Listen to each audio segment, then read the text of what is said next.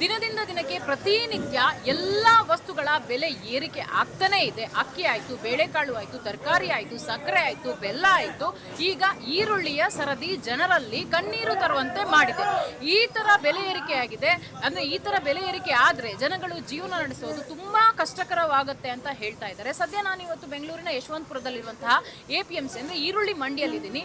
ಇಲ್ಲಿ ಎಲ್ಲಿಂದ ಈರುಳ್ಳಿ ಬರುತ್ತೆ, ಎಷ್ಟು ಬರುತ್ತೆ, ಇದು ಹಳೆಯ ಸ್ಟಾಕಾ ಇಲ್ಲ ಹೊಸ ಸ್ಟಾಕಾ, ಈ ಸ್ಟಾಕಿಗೆ ಈ ರೇಟ್ ಆದರೆ ಇನ್ನು ಹೊಸ ಸ್ಟಾಕ್ಗಳು ಬಂದರೆ ಯಾವ ರೀತಿ ರೇಟ್ ಇರುತ್ತೆ, ಏನು ಎತ್ತ, ಹಾಗೇನೆ ಇನ್ಮುಂದೆ ಈರುಳ್ಳಿ ಬೆಲೆ ಕಮ್ಮಿ ಆಗತ್ತಾ, ಯಾಕೆ ಸಡನ್ ಆಗಿ ಬೆಲೆ ಏರಿಕೆ ಆಯಿತು ಅಂತ ಇಲ್ಲಿ ನಾನು ಮಾತಾಡಿಸ್ತಾ ಹೋಗ್ತೀನಿ. ಬನ್ನಿ.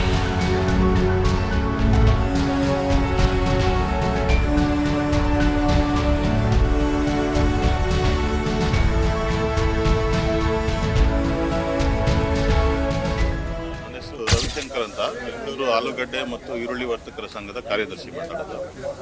ಇದು ಈರುಳ್ಳಿ ಏನಾಗಿದೆ, ನಮ್ಮ ಈಗ ಮಹಾರಾಷ್ಟ್ರದಲ್ಲಿ ಇವಾಗಿಂದ ಹೊಸ ಬೆಳೆ ಇರಲ್ಲ, ಇದು ಇವರು ಸ್ಟಾಕ್ ಬೆಳೆ, ಇದು ಬೇಸಿಗೆ ಬೆಳೆನ ಏನು ಮಾಡ್ತಾರೆ, ಈಗ ಅವರು ನೋಡಿಕೊಂಡು ನಮ್ಮ ಬೆಳೆ ಹೇಗಿರುತ್ತೆ, ಕರ್ನಾಟಕದಲ್ಲಿ ಮಳೆ ಬೆಳೆ ಹೇಗಿರುತ್ತೆ ಅದನ್ನು ನೋಡಿಕೊಂಡು ಅವ್ರು ಏನು ಮಾಡ್ತಾರೆ, ಪ್ರತಿಯೊಂದು ರೈತರು ಮನೆಯಲ್ಲೆಲ್ಲ ದಾಸ್ತಾನು ಇಟ್ಕೊಂಡಿರ್ತಾರೆ. ಪರಿಸ್ಥಿತಿ ನೋಡ್ಕೊಂಡು ಸ್ವಲ್ಪ ಮಾರ್ತಾ ಬರ್ತಾರೆ. ಈಗ ಅವ್ರಿಗೆಲ್ಲ ಇಡೀ ದೇಶಕ್ಕೆ ಗೊತ್ತಾಯಿತು ಕರ್ನಾಟಕದಲ್ಲಿ ಮಳೆ ಬೆಳೆ ಕಡಿಮೆ ಇದೆ, ಈರುಳ್ಳಿ ಬೆಳೆ ಬರೋಲ್ಲ. ಆದ್ರಿಂದ ಏನು ಮಾಡ್ತಾ ಇದ್ದಾರೆ, ಮಹಾರಾಷ್ಟ್ರ ರೈತರು ಏನು ಮಾಡ್ತಾರೆ, ಒಂದೇ ಸಾರಿ ಬರ್ತಾ ಇಲ್ಲ, ಎಲ್ಲ ನಿಧಾನವಾಗಿ ತರ್ತಾ ಇದ್ದಾರೆ. ಆಮೇಲೆ ಅಲ್ಲೂ ಸ್ವಲ್ಪ ಏನಾಗಿತ್ತು, ಮಳೆ ಬಂದು ಎಲ್ಲ ಸ್ವಲ್ಪ ಡ್ಯಾಮೇಜ್ ಬಂದಿತ್ತು. ಅದಕ್ಕೆ ಕಾರಣವಾಗಿ ಎಲ್ಲ ಏನಾಗಿದ್ದಾರೆ, ಸ್ವಲ್ಪ ನಿಧಾನಕ್ಕೆ ಬರ್ತಾ ಇದ್ದಾರೆ. ಈಗ ಸ್ವಲ್ಪ ಡಿಮ್ಯಾಂಡ್ ಇದೆ ರೇಟು. ಇಲ್ಲಿ ನಮ್ಮಲ್ಲಿ ಈಗ 48ರಿಂದ 50 ರೂಪಾಯಿ ಇಲ್ಲಿ ಬಿದ್ದುಬಿಡುತ್ತೆ. ಇಲ್ಲಿ ಒಳ್ಳೆ ಮಾಲಿಗೆ ಮಾತ್ರ ಸುಮಾರಾಗಿರೋದೆಲ್ಲ 30-40 ರೂಪಾಯಿ ಇರುತ್ತೆ. ಆದ್ದರಿಂದ ತೊಗೊಂಡವ್ರಿಗೆ ಸ್ವಲ್ಪ ಇವ್ರು ರಿಟೈಲರ್ ಮಾರಬೇಕು ಅಂದರೆ ಇದ್ರ ಮೇಲೆ ಲಾರಿ ಬಾಡಿಗೆ, ರಿಟೈಲ್ ಖರ್ಚು ಎಲ್ಲ ಇಟ್ಕೊಂಡು ಅವ್ರು ಅದ್ರ ಮೇಲೆ ಲಾಭ ಇಟ್ಕೊಂಡೇ ಮಾರಬೇಕಾಗುತ್ತೆ. ಮೇಡಮ್ ಈಗ ಇಲ್ಲೇ 50 ರೂಪಾಯಿ ಆಗುತ್ತೆ ಅಂದರೆ ಇನ್ನು ಅವರಲ್ಲಿ ಬಾಡಿ ತೊಗೊಂಡೋಗ್ಬೇಕು. ಆಮೇಲೆ ಇದು ಬಂದು ಈಗ ಸ್ಟಾಕ್ ಈರುಳ್ಳಿ, ಇದು ಇದರಲ್ಲಿ ಕಪ್ಪು ಮಸಿ ಎಲ್ಲ ಬರುತ್ತೆ. ಅವರು ತೊಗೊಂಡೋದವ್ರಿಗೆ ಅಲ್ಲೆಲ್ಲ ಕಪ್ಪು ಮಸಿ ಡ್ಯಾಮೇಜ್ ಎಲ್ಲ ಆಗಬೇಕು. ಅಲ್ಲೂ 1 kg 2 kg ವೇಸ್ಟೇಜ್ ಬರುತ್ತೆ. ಅದ್ರ ಮೇಲೆ ಅವ್ರ ಲಾಭ ಎಲ್ಲ ಇಟ್ಕೊಂಡು ಅವ್ರು ಏನಿಲ್ಲ ಅಂದ್ರೆ 60 ರೂಪಾಯಿ 65 ರೂಪಾಯಿ ಮೇಲೆ ಮಾರ್ಬೇಕಾಗಿ ಬರ್ಬೋದು ಅವರು. ಸರ್, ಹಾಗೇನೆ ಈರುಳ್ಳಿ ಬೆಲೆ ಏರಿಕೆಯಿಂದ ಗ್ರಾಹಕರಿಗೆ ಯಾವ ರೀತಿ ಪರಿಣಾಮ ಬೀಳ್ಬೋದು?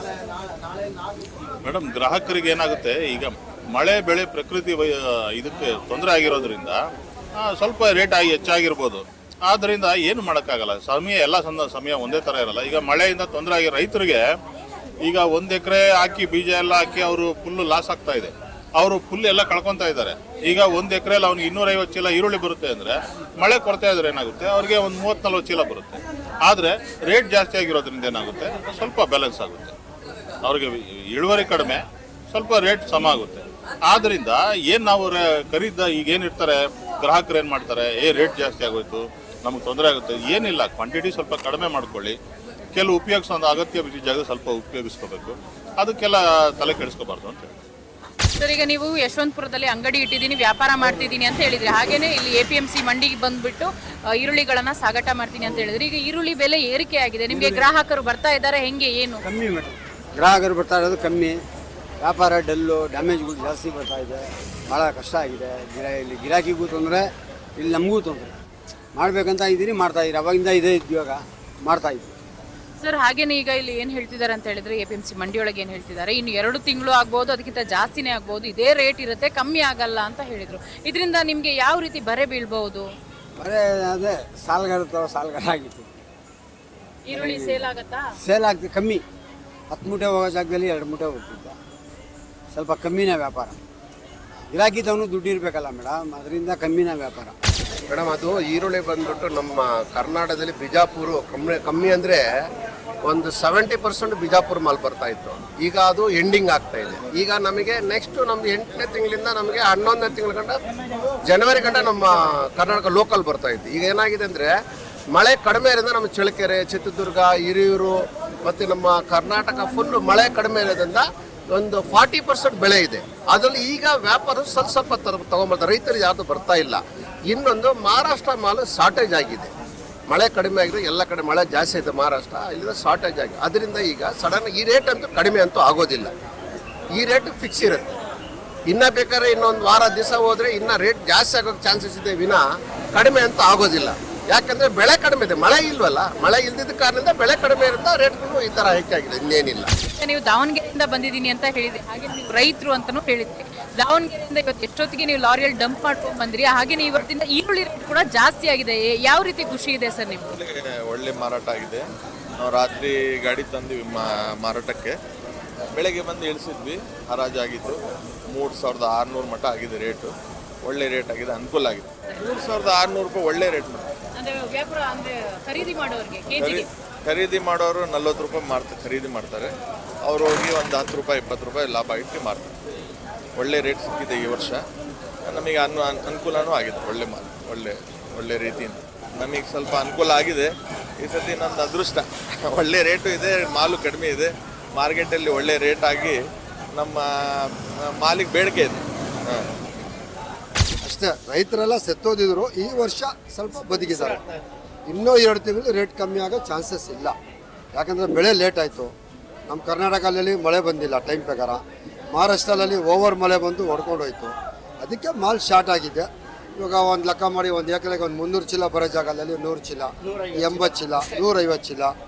ಮಹಾರಾಷ್ಟ್ರ ಭೂಮಿಗೆ ಒಂದು 50 ಚೀಲ ಜಾಸ್ತಿ ಬರ್ತದೆ, ಕರ್ನಾಟಕ ಭೂಮಿಗೆ 50 ಚೀಲ ಕಮ್ಮಿ ಬರ್ತದೆ. ಯಾಕಂದರೆ ಇಲ್ಲಿ ಸಾಯಿಲ್ ಲೂಸ್, ಮಹಾರಾಷ್ಟ್ರ ಸಾಯಿಲ್ ಗಟ್ಟಿ, ರೆಡ್ಡಿ ಭೂಮಿ ಅದು, ಅದಕ್ಕೆ ಅಲ್ಲಿ ಒಂದು 300 ಚೀಲ ಬರ್ತದೆ. ಅದೇ ಇಲ್ಲಿ ಒಂದು ಎಕರೆ ಹಾಕಿದ್ರೆ 181, 220 ಚೀಲ ಹೈಯೆಸ್ಟ್.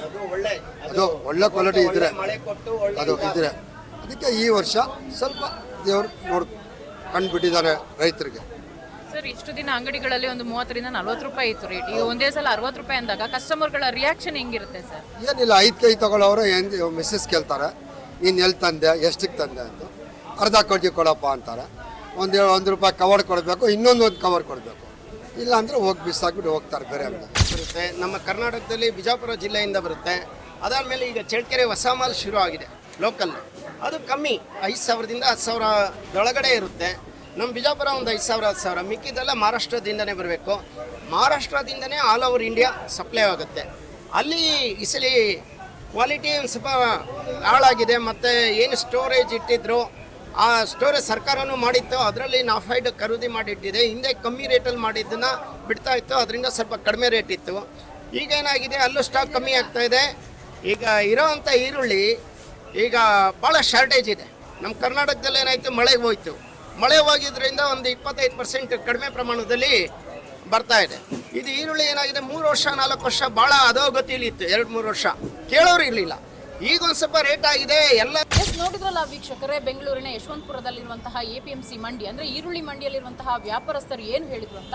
ಮುಖ್ಯವಾಗಿ ಇಲ್ಲಿಗೆ ಮಹಾರಾಷ್ಟ್ರ, ಚಳ್ಳಕೆರೆ, ಬಿಜಾಪುರ ಎಲ್ಲಾ ಕಡೆಯಿಂದ ಈರುಳ್ಳಿ ಬರುತ್ತೆ. ಇದೇನಿದೆ ಇವಾಗಲೇ ಬಂದಿರುವಂತಹ ಏನು ಈರುಳ್ಳಿಗಳಿದೆ, ಹಳೆಯ ಸ್ಟಾಕ್ ಆಗಿರುತ್ತೆ.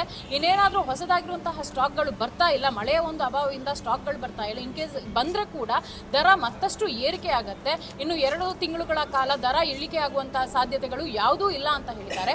ಹಾಗಾದರೆ ಯಾವಾಗ ಈ ಈರುಳ್ಳಿ ಬೆಲೆ ಏರಿಕೆ ಅಂದರೆ ಬೆಲೆ ಏರಿಕೆ ಆಗಿದೆ, ಯಾವಾಗ ಕಡಿಮೆ ಆಗುತ್ತೆ ಅನ್ನೋದನ್ನು ಕಾದು ನೋಡಬೇಕು. ನೆಲ ಜಲ ಭಾಷೆಗಾಗಿ ಪ್ರಾಮಾಣಿಕ ಪತ್ರಿಕೋದ್ಯಮ. ನೀವು ನೋಡ್ತಾ ಇದ್ದೀರಾ Focus TV. Camera person Nagesh Kolali ಜೊತೆ ನಾನು ಜಯಶ್ರೀ.